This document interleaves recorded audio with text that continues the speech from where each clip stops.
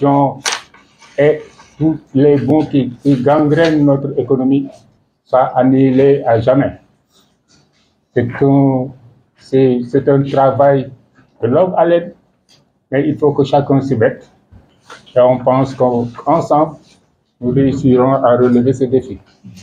Je souhaite à tous de bons travaux. Je vous remercie. Merci. Tout à l'heure, voilà, bienvenue à la préfecture de Guinguinéo. Merci. Le représentant de l'OFNAC, monsieur le maire de la ville de Guinguinéo, les chefs de service déconcentrés, tous les participants et le CDD de manière générale. Le CDD de ce matin, dont le thème est sûrement contre la fraude et la corruption, dirigé par l'OFNAC, est une aubaine pour le département parce que il va nous rappeler les principes fondamentaux de gouvernance publique. Qui dit gouvernance publique dit reddition des comptes. Et qui dit reddition des comptes dit effectivement les vertus cardinales que nous devons tous avoir, surtout les administrateurs qui gèrent des fonds et des crédits, jusqu'au plus simple employé qui est souvent le gardien. Donc tous ces acteurs peuvent être victimes de corruption et de fraude. CDD pour rappeler aux acteurs les fondamentaux de base qui régissent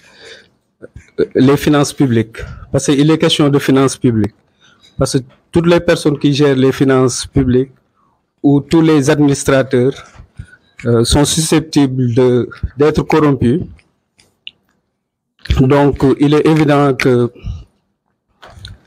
ces genres de CDD vont permettre à tout un chacun de comprendre les principaux enjeux de développement. Parce qu'il est question de principes de développement. Parce que qui gère les finances publiques de manière équitable, sans corruption, vont participer au développement de leur pays. Donc voilà en grosso modo, le préfet m'a un peu pris au dépourvu. Donc en résumé, donc je viendrai peut-être au cours des travaux sur certains principes de gouvernance territoriale. Merci. Madame le préfet, monsieur le sous-préfet, monsieur le président du conseil départemental, messieurs les chefs de services départementaux, messieurs les maires, mesdames, messieurs les membres du CDD, mesdames, messieurs les membres de la société civile, distingués participants, tous en vos rangs, titres, grades et qualités, je voudrais d'abord vous transmettre les chaleureuses salutations et les remerciements du président de l'OFNAC, M. Bassirou Gueye. Excusez-moi,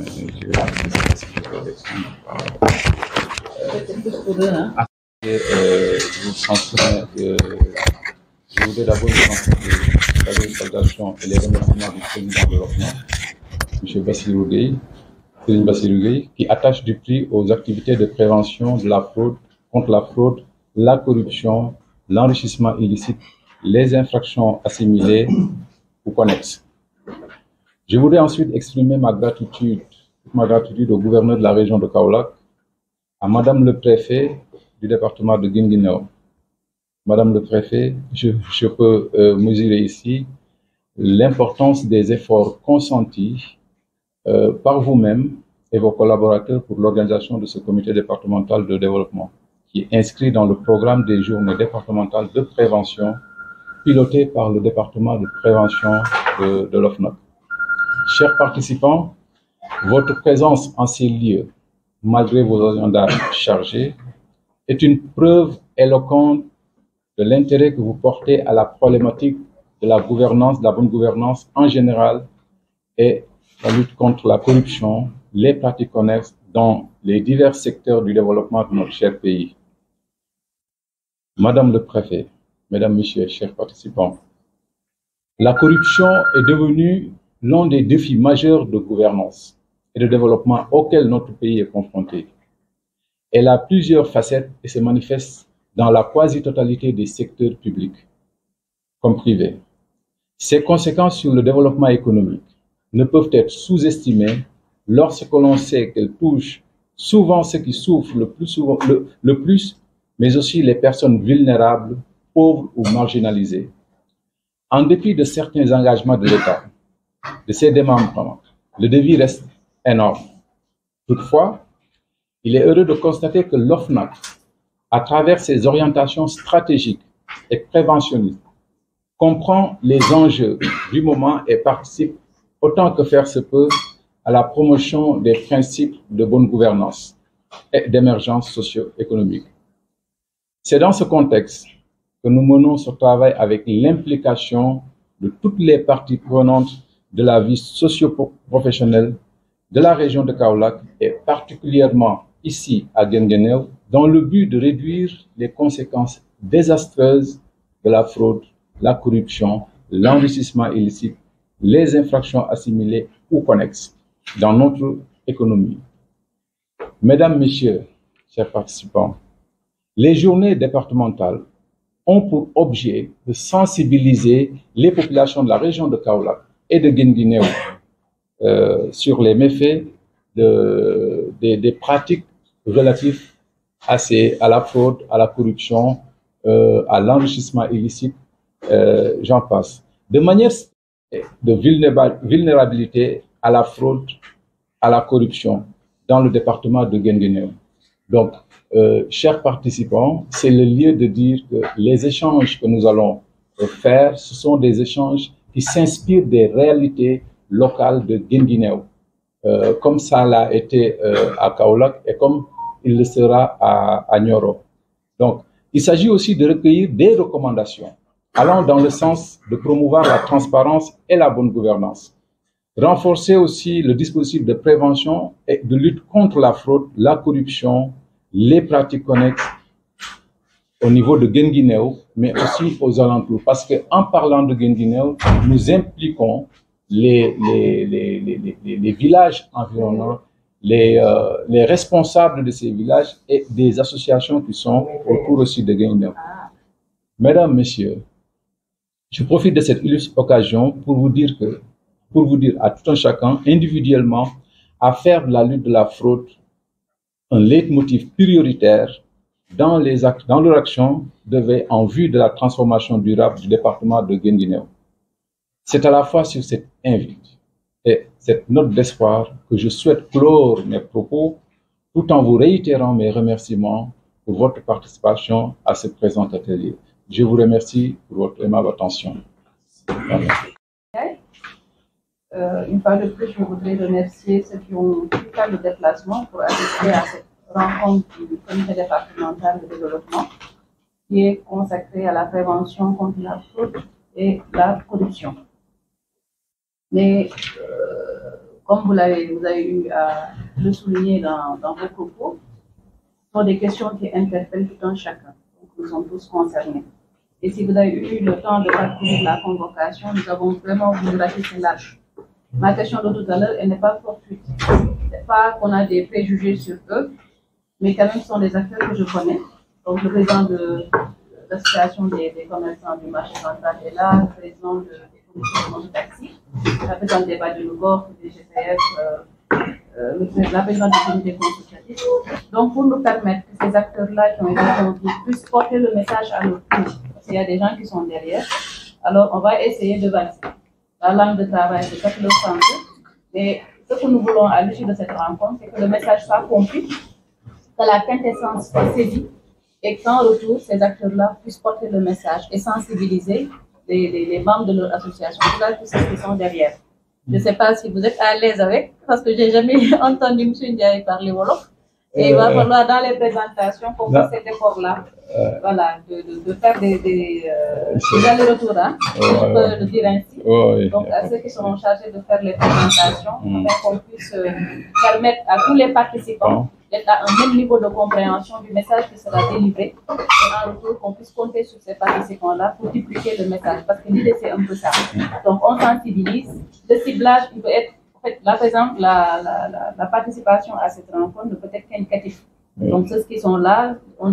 gèrent des services, ont des agents à leur disposition, d'autres représentent des associations. Donc, l'idée, c'est qu'à l'issue, que le message soit compris et transmis. Donc, nous disons pour nous présenter des présentations. Pour faire nous nous même compréhension. Ça fait nous suggérer pour que nous des résolutions. Man kat bima dem ci rencontre bi li lañ fa wax ci li la ñuy woo donc ñun léegi suñu xeex ci li lañ fa war a mën a war a mën a jugee ndax mbirum corruption yu war ñu koy wax guerre ak lu jëm ci mbirum fraude donc ñëpp koy jànkonteel. C'est pas spécifique aux organisations publiques. Dans les entreprises également, on peut être en contact ou en tout cas être exposé à ce genre de pratique. Maintenant, l'implication, c'est que au lieu de payer en termes de retour, comment ça s'appelle, d'impôt à l'État ou de taxes, pour on a fait ça, public ou privé, on peut être en face entre deux particuliers, entre une organisation privée et un particulier. Donc la corruption est entre autres. Fait pour les communistes, fait pour tout le monde est exposé. On peut être dans l'une ou l'autre position, être un corrompu ou comment ça s'appelle, un potentiel voilà, corrompu, voilà, ou un corrupteur. Donc il n'y a rien pour moi au final et on est tous exposés, ça il faut le dire. Donc pour nous permettre de connaître boobu toogee nga xam lan la ñuy wax ak lan la ñuy xaar ci yow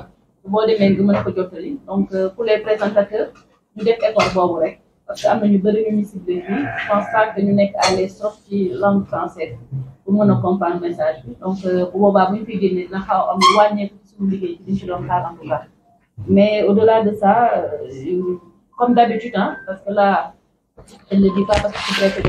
Guinguinéo hein, le président du CDD mais il y a eu toujours de très bons retours hein, une très bonne participation des membres du CDD c'est rencontre ñu animé jusque-là et on n'en attend pas moins aujourd'hui. Je sais qu'à l'issue de cette rencontre-là on aura de très bonnes propositions et de très bonnes idées sortiront d'ici. Et sera la contribution du département de Guinguinéo à la formulation de cette politique, ou en tout cas aux orientations globales qui nous permettront de lutter efficacement contre la corruption et avoir une société vraiment où tous ces méfaits-là nous feront que de vieux souvenirs. Et c'est possible. Nous y croyons. Et c'est notre contribution, Inch'Allah. Donc, sur ce, je déclare ouverte la rencontre du CDD sur la prévention contre la fraude et la corruption. Il y a le définition à prévu, mais ça, c'est à titre indicatif. Donc, nous allons passer à la présentation institutionnelle, c'est-à-dire la présentation. naan defal li defal nangam faaw ñu dugg ci gox-goxaan yi déglu askan bi ndax ñoom ñoo ñu gën a xam fa jafe-jafe yi nekk ci fi ñuy dëkkee.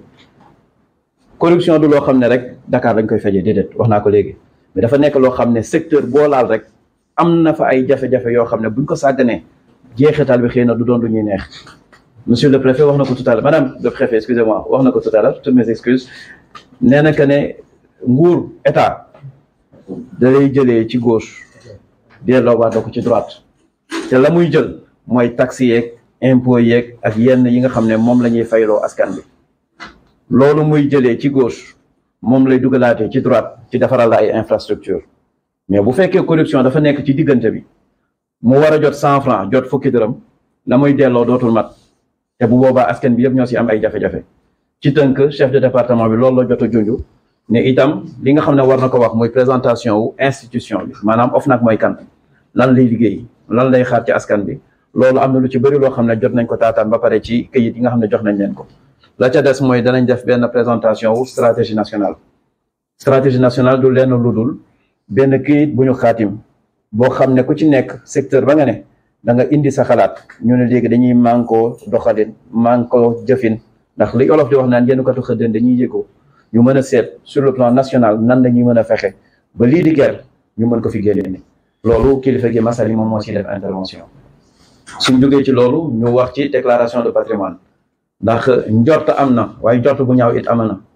da ngay gis koo xam ne waaw présentation boobu nag Ababacar Sy moom mooy def présentation bi pour wax lan mooy déclaration de patrimoine ñan ñoo war a def déclaration de patrimoine ak lan moo tax ñu war a def déclaration de patrimoine suñ génnee ci loolu man dinaa jéem a jëlaat kàddu kanam gu ñaaw bi dina taxawaat fii lébu bu doy waar bi dina taxawaat pour wax tuuti ci lan moo war a tax askan bi war a taxaw pour xeex ger ndax yomb na torop ñu naan ger mais dañu war a xam déjà lan mooy ger lan mooy fraude lan mooy enrichissement illicite pour que nit ñi war ko mën a moytu ci gàttal daal loolu rek la ñu war a mën pour yëkkati di xaar incha allah bu ñu jotaatee kàddu gën a mën a aussi yenn yi. Il faudrait aussi que ça soit géré de manière intègre. Donc, ce qui appartient à l'État appartient à tout le monde. Ce qui appartient à la personne, ça l'appartient. Il ne faut pas qu'il y ait une connivence entre ce qui appartient à l'État, ce qui appartient au peuple et ce qui appartient à la personne responsable de la structure. Voilà de l'OFNAC. Et pour cela, bon, on a parlé, j'ai parlé des actions contraignantes, oui.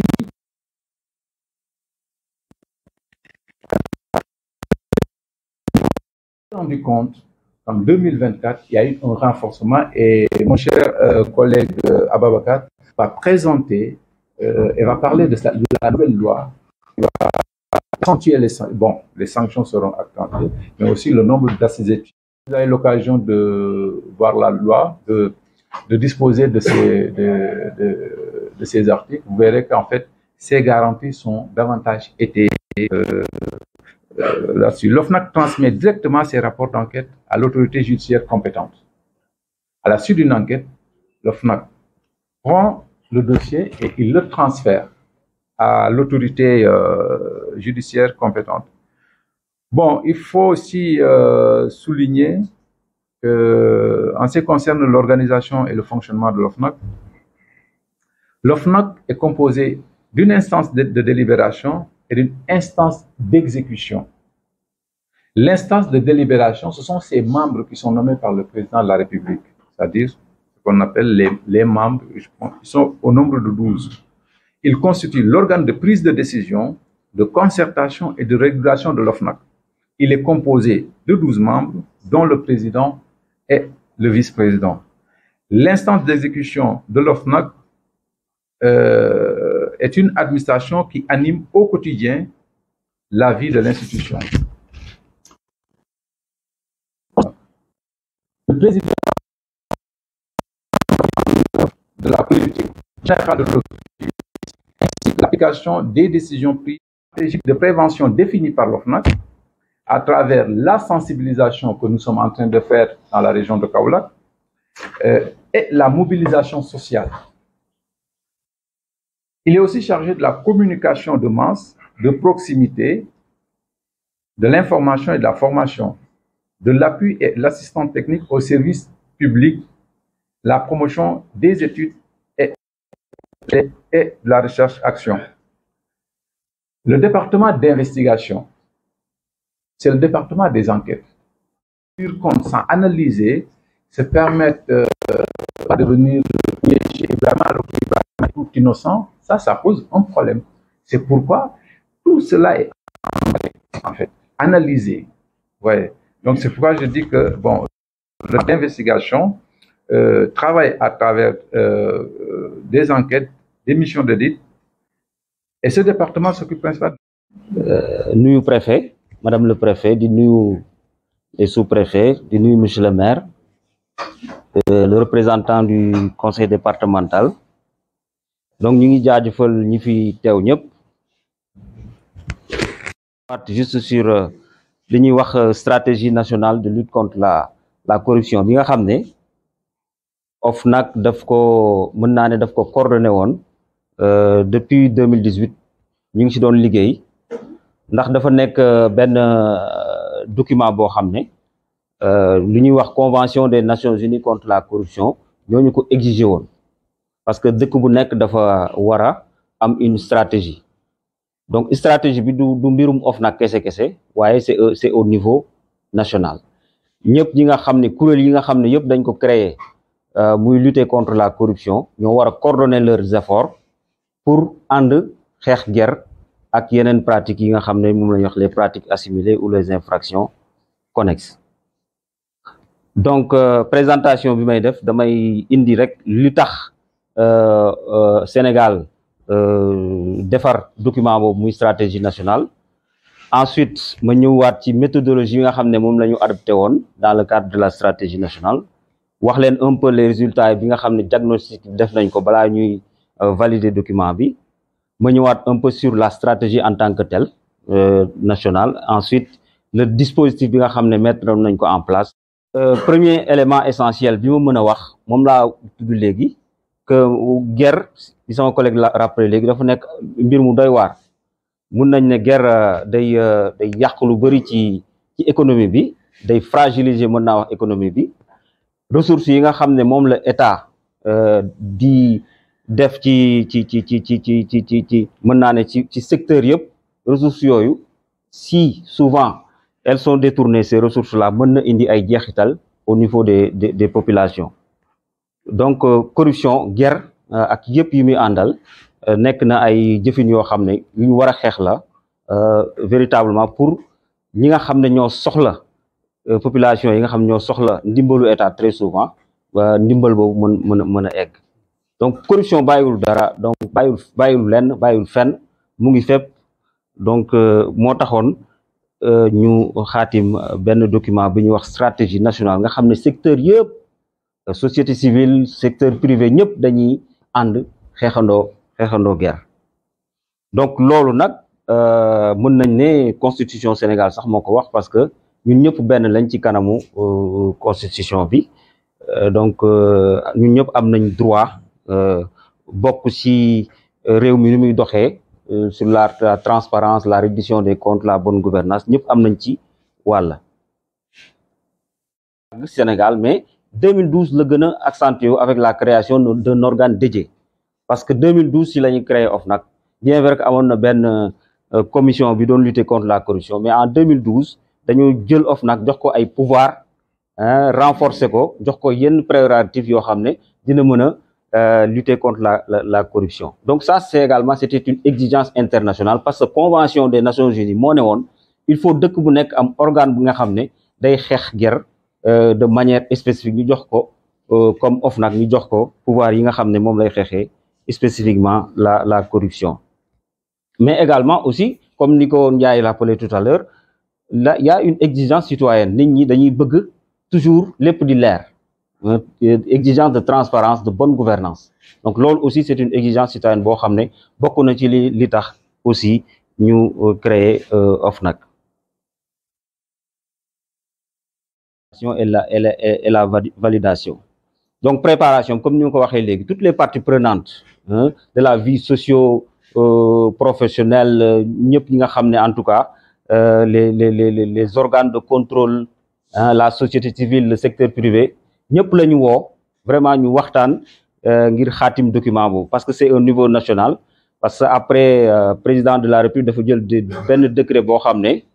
mooy décret bi nga xam ne moo créé le cadre de pilotage de la stratégie nationale. Donc ñëpp décret boobu pratiquement boo xoolee toutes les sensibilités ñu ngi ci. En tout cas nekk na décret boo xam ne c'était ñetti ñoom ci ñi nga xam ne ñoo âgé wu 18 ans ou plus. Donc ñooñu dañu yaakaar ne corruption bi dafa am doole ci Sénégal, mais ñun lu ñu bëgg mooy bu ñu ñëwee ba fi ñu toll nii 2024 ba muy jeex, bëgg nañ vraiment lim boobu mu nekk ñi xalaat ne corruption amatul doole Sénégal. Donc 63% yu 60 yooyu noonu bëgg nañ ñu xalaat ne ou bien ñu constater ne corruption amatul doole Sénégal. Ñun loolu lañ bëgg, moo tax stratégie bi loolu la bëgg. Donc ça c'est la vision, ou bien en tout cas permettre li nga bëgg mu gaaw, mais ñun dañu bëgg ne lu ñu bëgg mooy la dématérialisation des procédures, nga xam ne boo ñëwee di wut benn kayit wala dara doo gis sax ku nga xam ne da nga koy ger, wala doo gis loo xam ne daf lay méngoog ay affaire u guerre. Donc loolu bëgg nañ buñ tollee en 2024 que ces procédures là mu gën a yokk, affaire yi gën a gaaw, boo demee soxlaa kayit nga mën ko am par exemple mën naa ne mun naa joxe exemple dans le cadre de l'état civil ñu ngi digitaliser le système d'état civil avec la stratégie nationale de l'état civil nga xam ne boo bëggee kayit mën nga toog fi nga toog wala nga dem rapidement ñu defal la sa kayit te du am yàggaay bi nga xam ne mën na la pousser à des actes de corruption. Donc zéro protocole d'accord entre le corps de contrôle donc bëgg nañ aussi ñi nga xam ne ñooy xeex guerre muy corps de contrôle yëpp qu'il y ait une synergie d'action dans leurs activités par la signature des protocoles d'accord. Par exemple OFNAC signé na un protocole d'accord avec la CENTIF te ñu ngi waaj a signé ay yeneen protocole d'accord ak yeneen organe de contrôle 45 ou 46 points mais après affaire bi dafa wàcc point dans l'indice de perception ensuite ñu demaat véritablement à partir de 2021 ñu gagné waat benn point donc on est sur 100 c'est le calcul en tout cas que l'on fait mais le nombre de pays c'est 188 pays ñun ñu ngi jël 72e sur les 188 waaw baaxul on est dans la zone 72e pays yi nga xam ne ñoo ratifié la convention des Nations Unies 180 ñun ñu ngi jël 72 on a 43 points sur 100 donc loolu vraiment on est dans la zone rouge mais xawoon nañ évoluer benn moment mais xawoon nañ wàcc tout ça peut s'expliquer tout à l'heure mais quand même dans l'indice moo Ibrahim on est 9e au niveau africain ñu ñoo jël 9e avec 63 points sur 100 donc là voyez on a la moyenne quand même 63 points sur 100 et au niveau de l'UEMOA là maintenant on est premier hein waaw ci au niveau ci Afrique Sénégal mu ngi jël 9e pays yi nga xam ne foofu la guerre gënee ëpp ci pays yi nga xam ne fa la guerre ba gën a ëpp comme 9e boobu pour man am nañ moyenne parce que am nañ 63 points sur 100 mais au niveau UEMOA donc Union monétaire ouest africaine fii nii au niveau de l'UEMOA yenn pays de la sous-région Sénégal moo jël premier ci wàllum xeex guerre donc ñun ñoo jël premier loolu aussi lu am solo la mot na tamit ñu fàttali ko. déclaration bi ngi jëm ci wàllu actif ak passif comme ni ñu ko waxee sànq ci li jiitu boo xam ne nit ki moo ko moom directement bu nga xam ne moom boppam la moo ko téye moom ci boppam wala indirectement moo xam ne daf ko dénkaane wala daf ko able loolu yëpp daf ko war a déclarer ak groupe bu personne wala groupe bu nit wala famille ñoo ko moom te laal mënuñu ko séddoo te tamit ku nekk am nga ci part donte leen part yi tamit wala sa moomeel ci loolu dafa ndaw wala mu bëri loolu la ñuy tuddee bien indiqué maanaam par exemple di nga gis yenn couple yoo xam ne dañuy def communauté de biens bu ñu marié en général lépp lu ñu xam ne dañ ko moomul ñoom ñaar seen bopp bien individuel ñu jëm ci wàllu actif bougé daal comme par exemple oto wala compte bancaire yeeg wala investissement yi nga xam ne dañ ko def ci wàllu bourse bi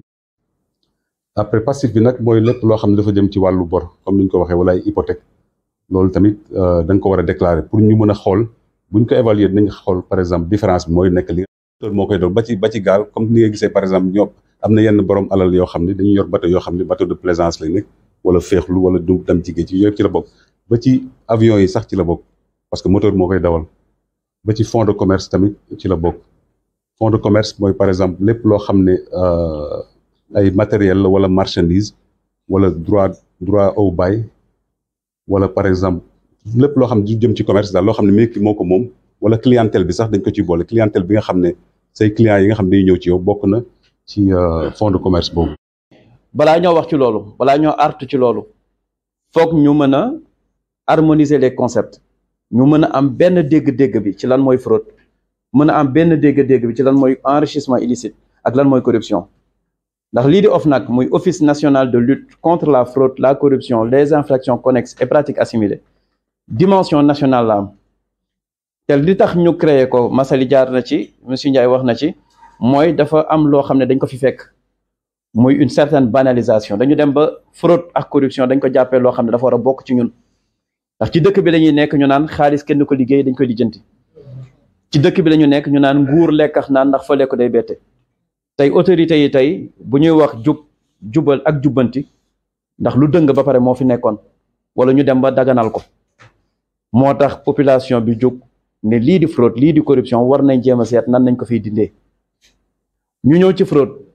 définition bi dañ nekk ne c'est une irrégularité enrichissement illicite li koy indi dafa bokk ci fraude dafa bokk ci corruption dafa bokk ci yeneen ñaawteef yi nga xam ne mooy yombalal nit ki li waroon a dugg ci keesu état yow nga koy jël di ko dugal ci sa poche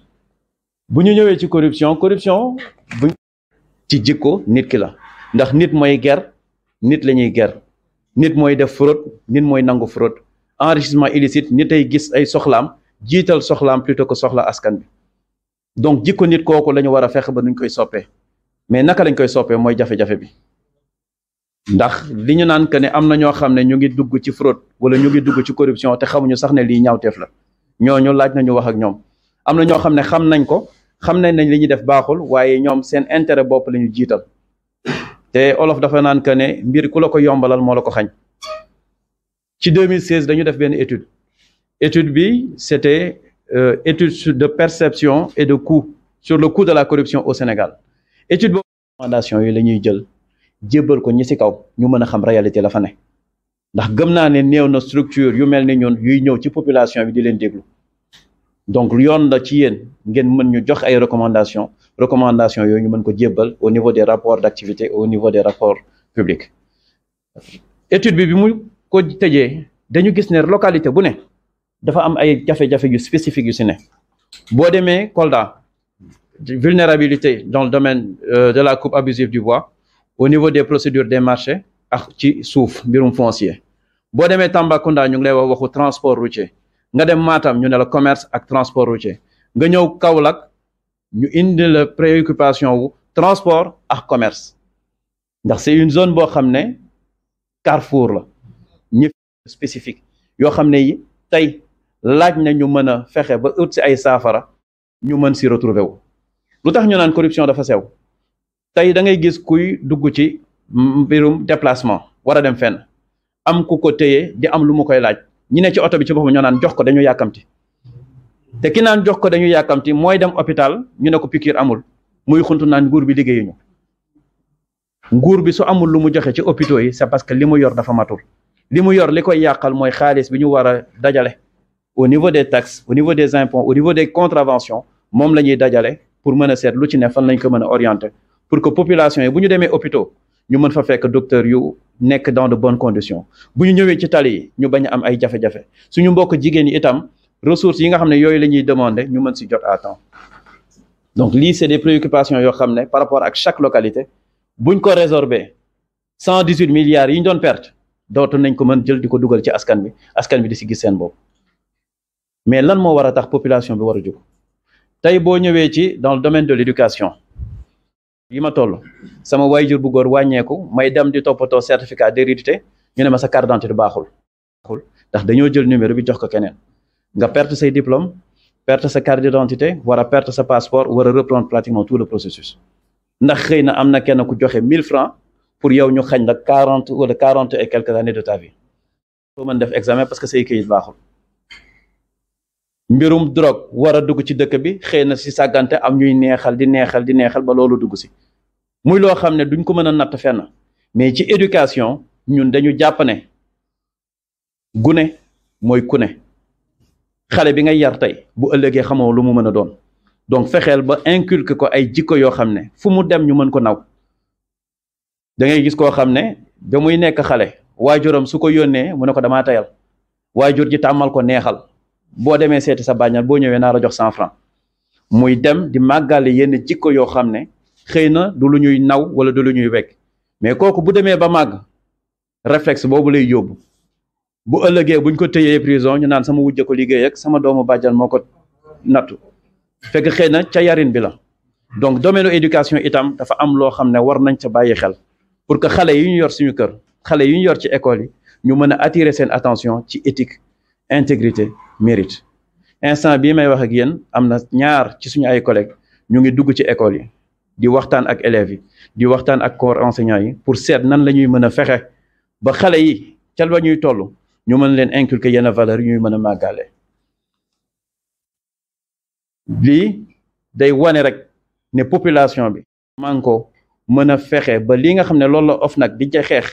muy fraude muy corruption muy enrichissement illicite ñu mën si jël suñu ay matuwaay ba fexe loolu mu mën fee jóge. lii ba tey ci école yi la ndax li yow ci li ngay liggéey gis nga ne ñun kat ñu ngi siy def ay jéego kon war na la gën a mën a yombalal nga mën ñoo fekk si ci combat boobu. lii ba tey dans le secteur de l'université la ndax boo jógee ci xel ñëpp tamit ay victimes lañ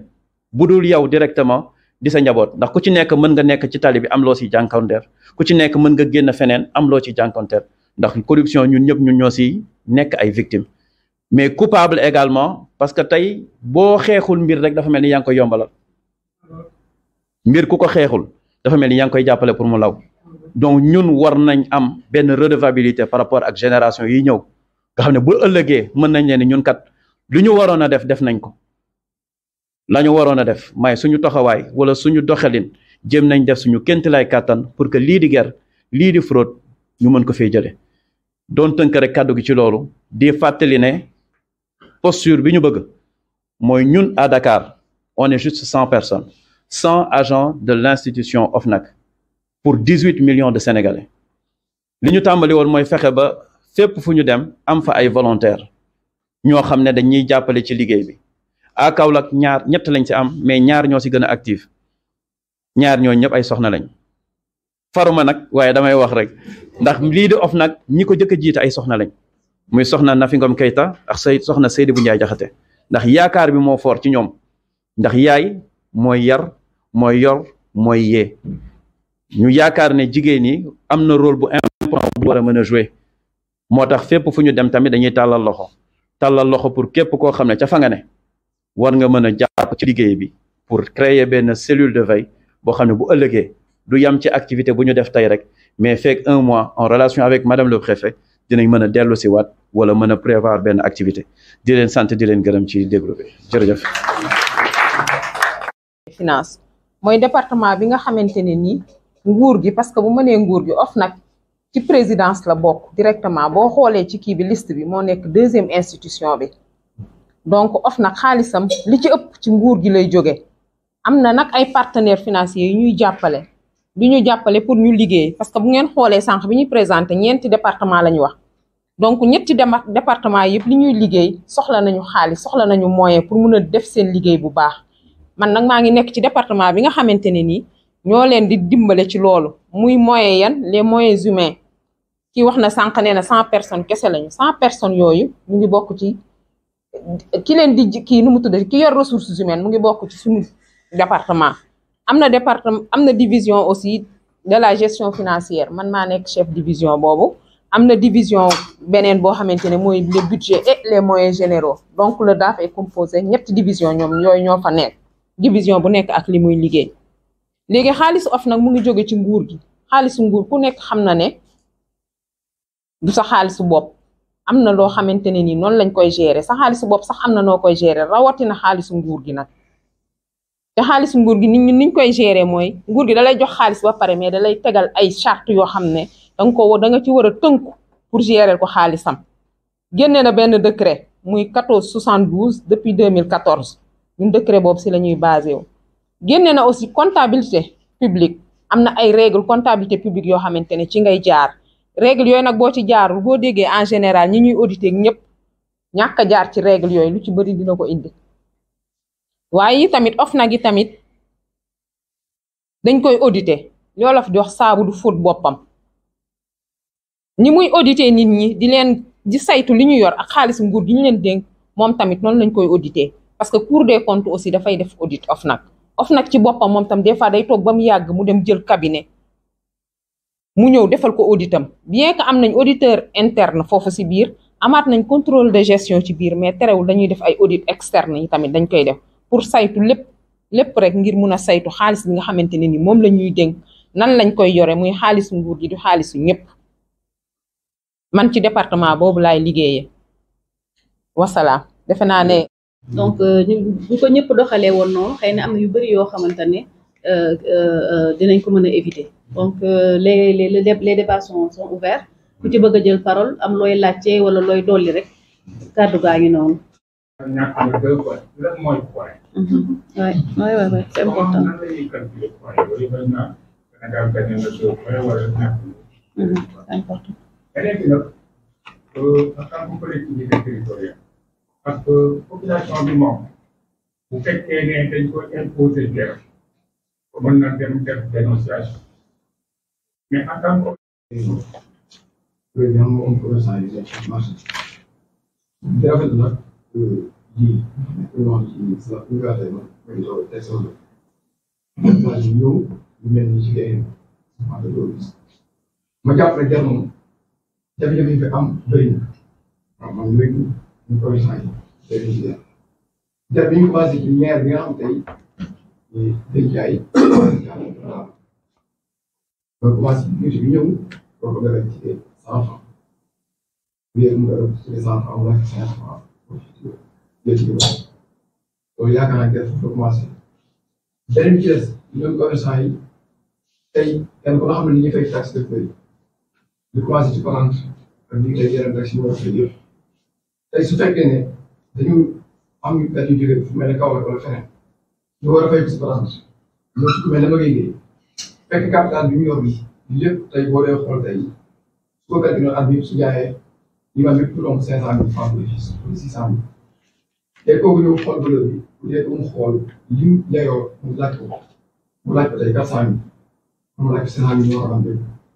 léegi day soo commerçant bi day tiit ba tax kooku tey su fekkee lépp koo xam ci seet na yàlla ci li muy def su ko laajee 500 000 tey su na ko mën na la jox 150 000 wala 100 000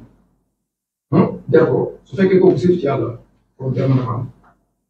nga jàppale tamit ñooñu ngeen yabal ñu ñëw ñun war nañ leen gën a tàggat ñun ba du jëlee ñun ñu respecté ñun bu boobaa tey loolu sax beneen bi des mooy ñun kenn ku ne xam ne tey lu mel ne këyit dañ koy soxla ak yeneen ak yeneen tey ma dem fu mel ne Kaolack soxla ay registre de commerce NIA ak yeneen ak yeneen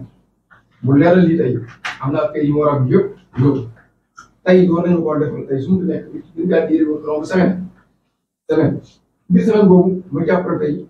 may jaabante di ñëw tey suba ginnaaw ah nga gis benn waaye mu ne ah yow li ngay jaabante soo ma joxoon tey 20 000 francs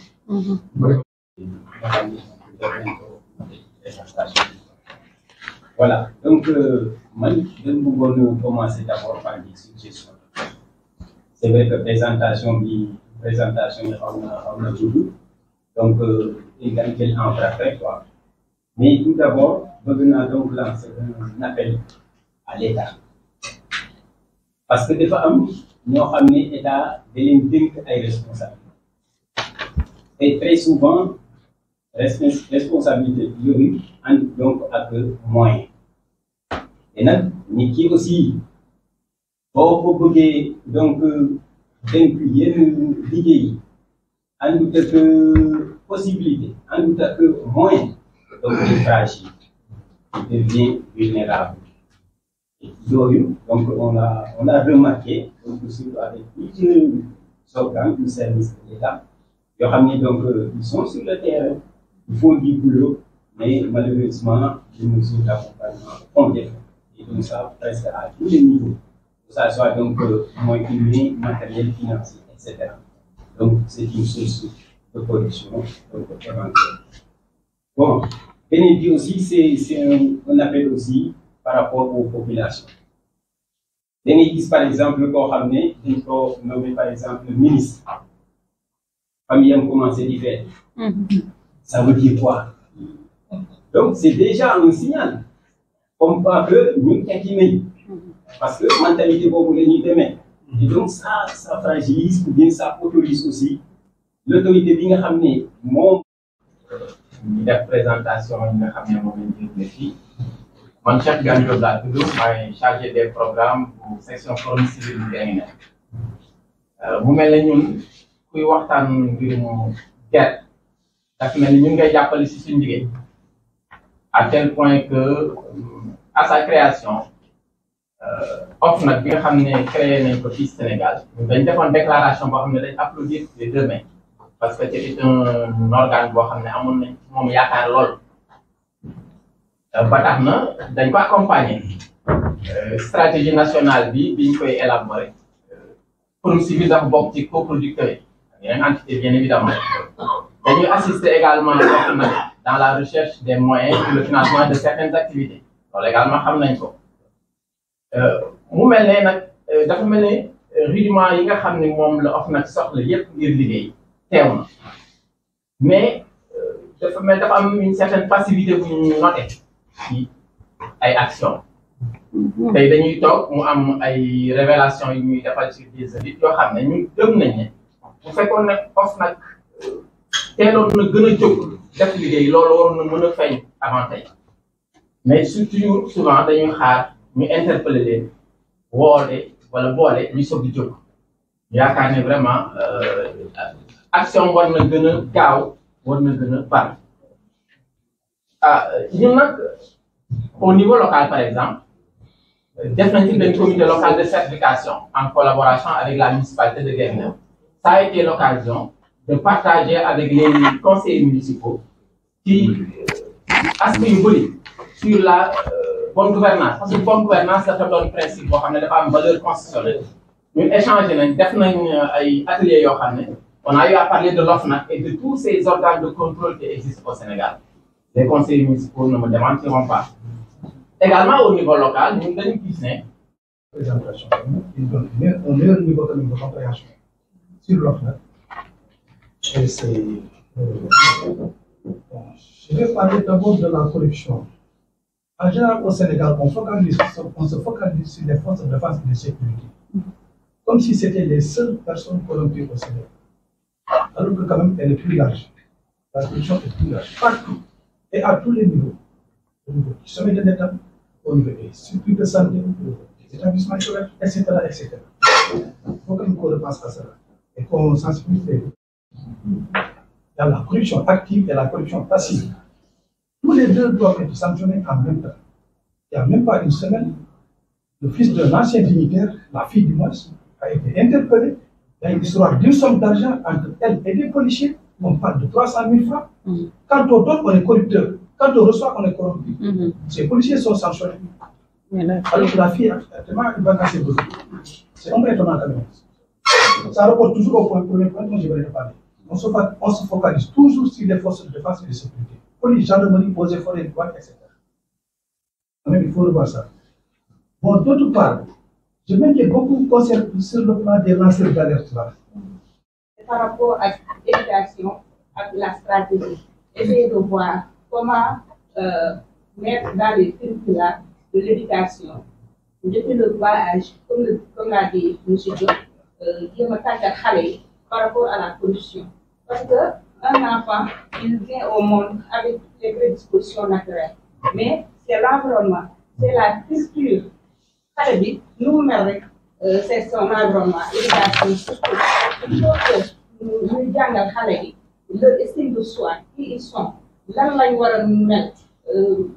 jël la culture, notre culture sénégalaise, jéem ko adapté ak la religion, parce que lépp lu guerre bi xeex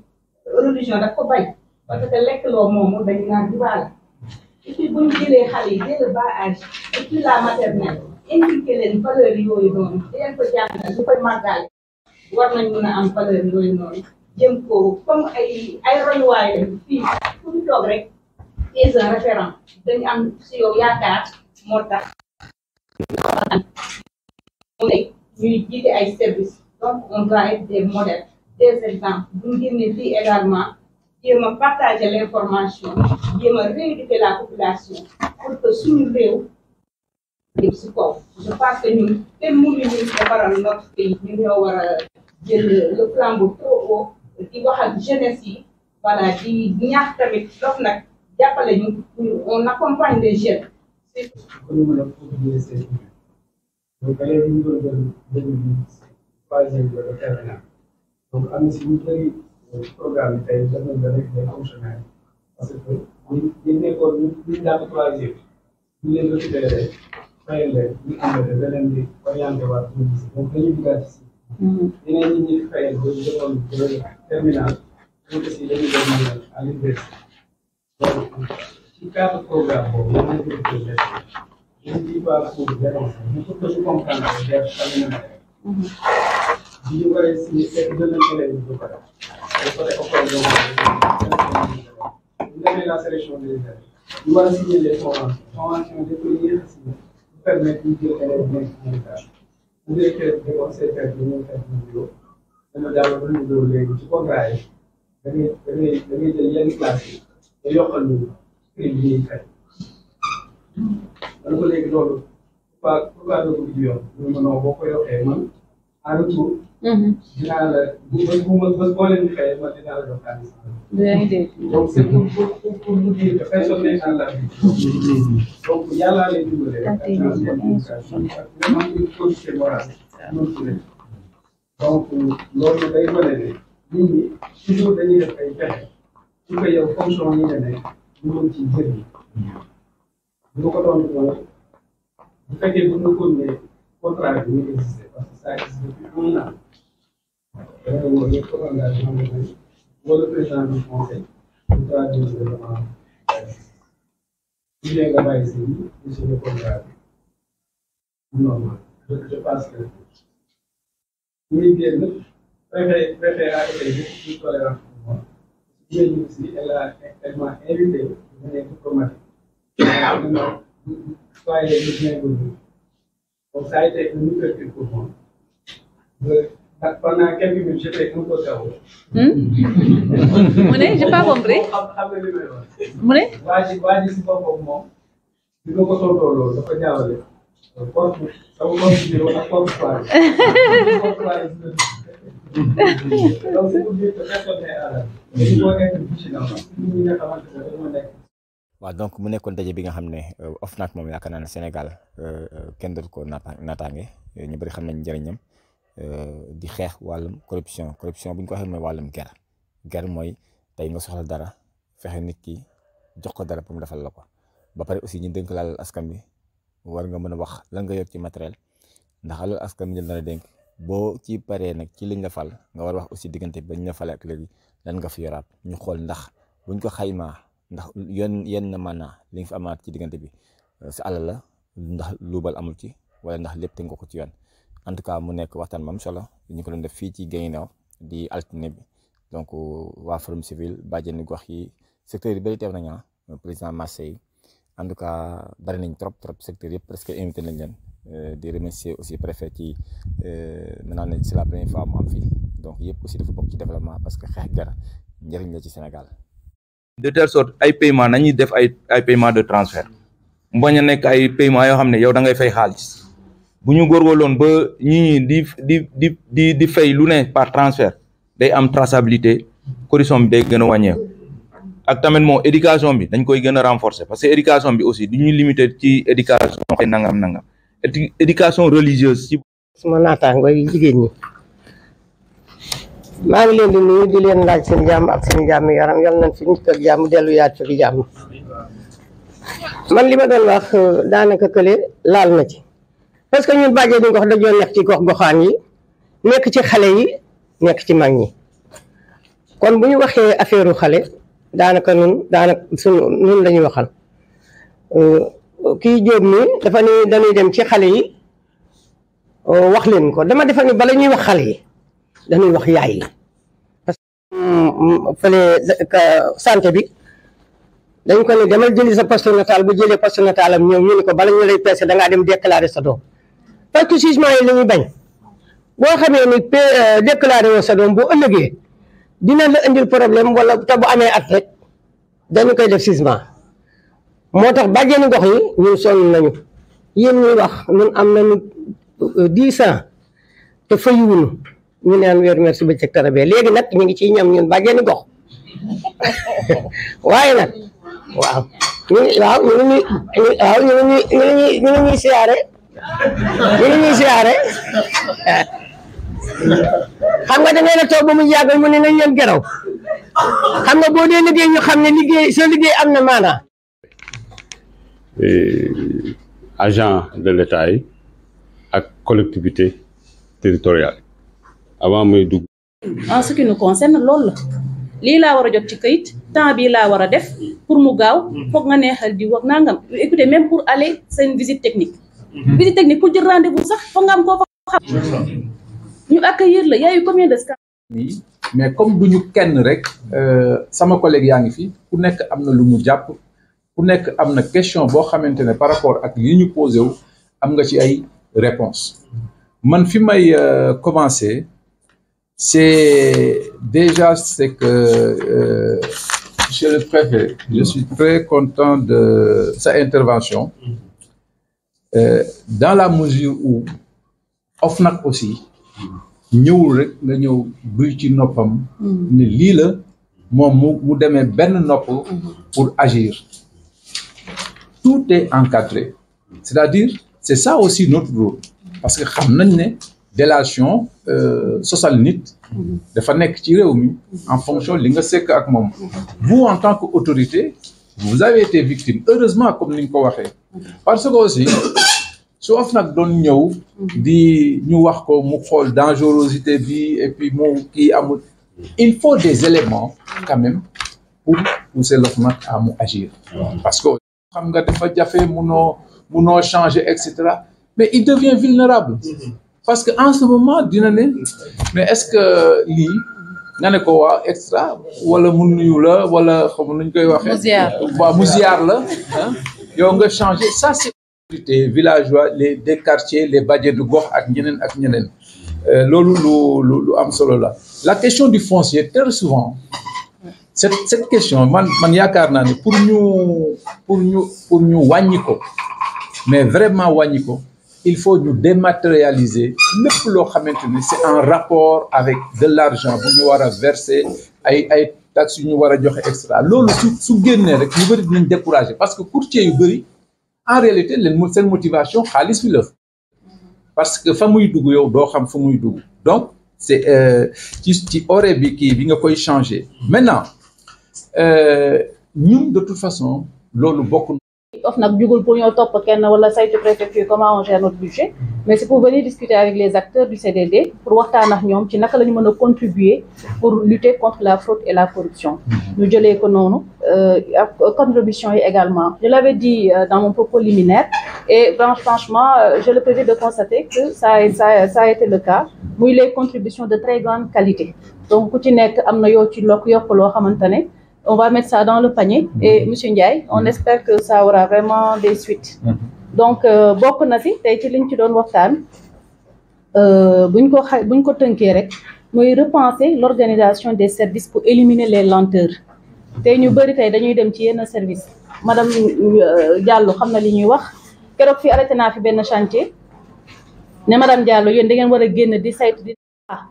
ku xaw a jàng droit xam nga li may wax la différence par rapport te loolu lan moo koy andi souvent ce sont les lourdeurs administratives yoo xam ne sont les pratiques de corruption au vu au su de tout le monde pour gaawal liggéey bi ci biir service créé benn taxe boo fayee 100 francs pour reprographie fii wala soo fayee lii pour ñu fay gardien bi noonu lañ koy jaaralee en général la concussion c'est comme ça noonu lay duggee ñu koy gis ci service yu bari donc loolu tamit lourdeur administrative da koy andi bu ñu mënee jàppale pour repenser l'organisation de l'administration wàññi les intermédiaires et les contraindre à répondre aux usagers du service public tey ñu bëri tey dañuy jógee ci ay musuñoo nekk en contact avec certains services nga xëy suba war a toppatoo papier xamoo fi ngay teg sa tànk y a pas de bureau d'accueil wala ku fa nekk ñàkk kersa ak leneen da ngay jaaxle bu jaaxle taxawee rek tu deviens vulnérable donc te boo vulnérable kenn ku ñëw taxaw mel ni ku lay jàppale yow tu te sens redevable même bu ko nit ko bañee sax mën na ko déedéet am jàppal ci lii et pourtant l'engagement doit être communautaire moo tax côté boobu engagement communautaire boobu su ma ko xasee dugal foog ma interpeller bàjjenu gox ak ñeneen dëkk bu pauvre ba mel ni Sénégal parce que bu ñu nax sax suñu bopp ne on ñu ngi ci rampe émergence wala nangam on est un pays sous-développé il faut le prendre comme ça jàppee ko noonu xamee ko noonu lépp loo yëkkati di def muy engagement communautaire booru ñu see xaar benn payoor buñ ci xaaree payoor rek dafay andi leneen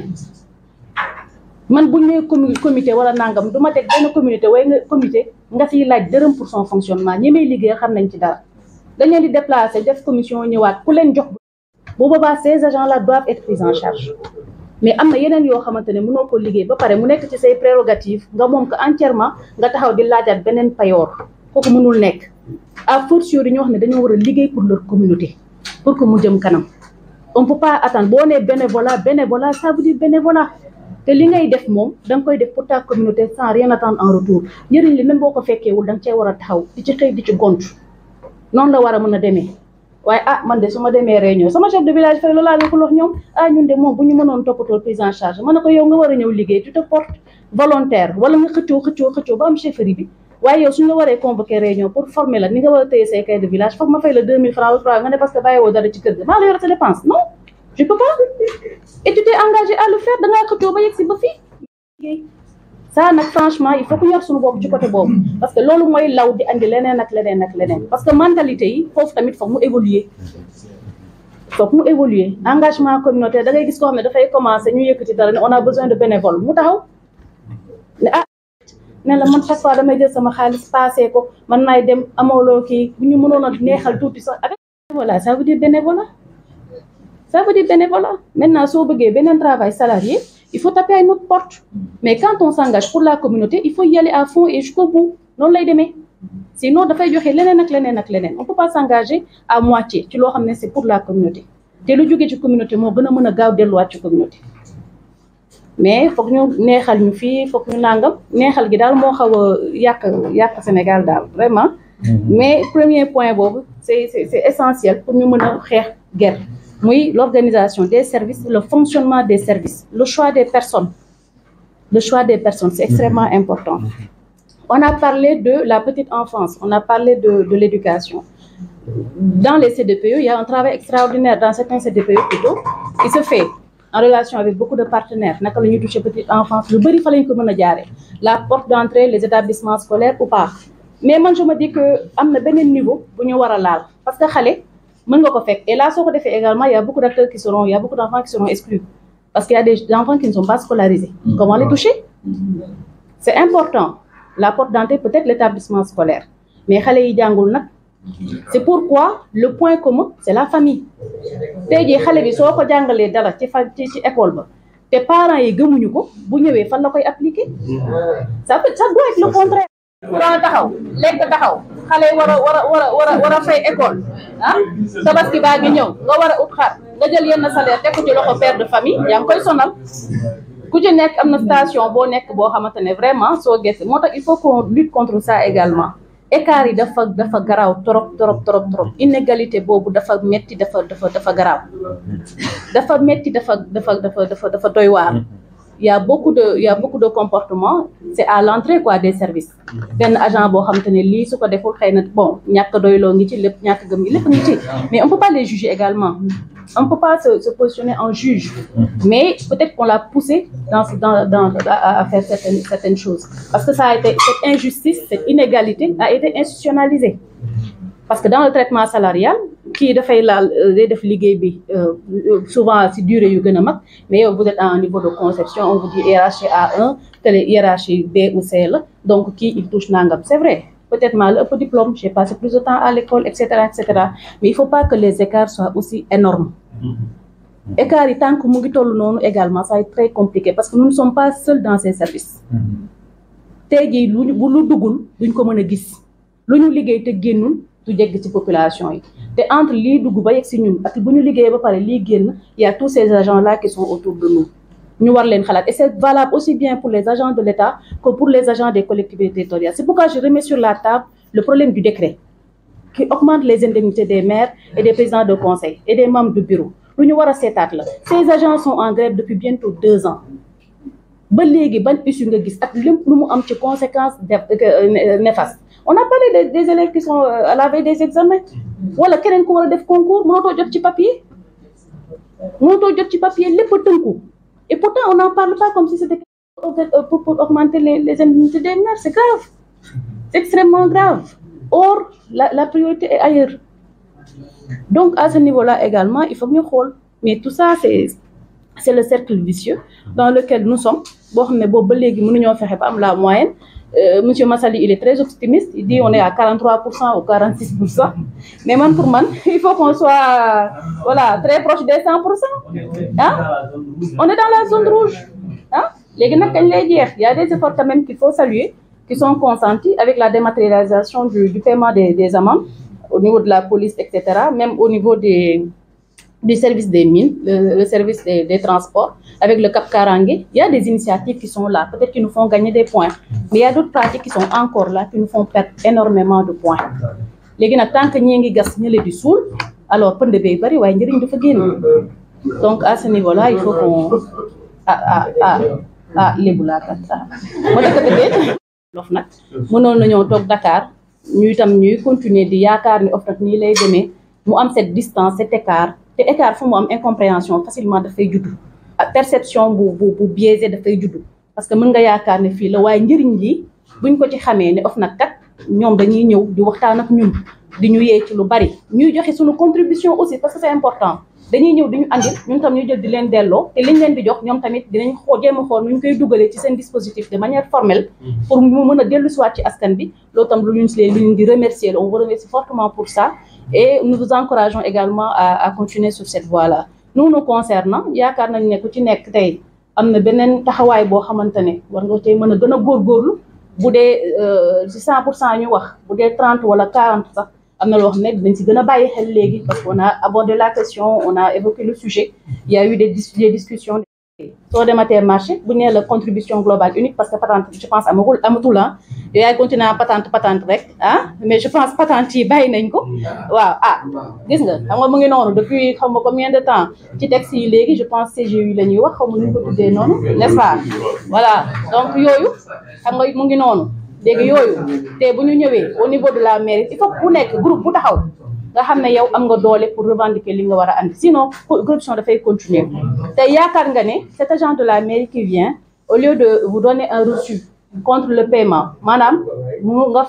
nga war a fay 100 francs mu encaissé fukki dërëm soo xamoon jeexital bu muy am pour yow seen assainissement marché wala réhabilitation marché bi ci fa nga xam nga keroog ñoo fa àndoon samedi ba nga dugg nga teg problème yu bari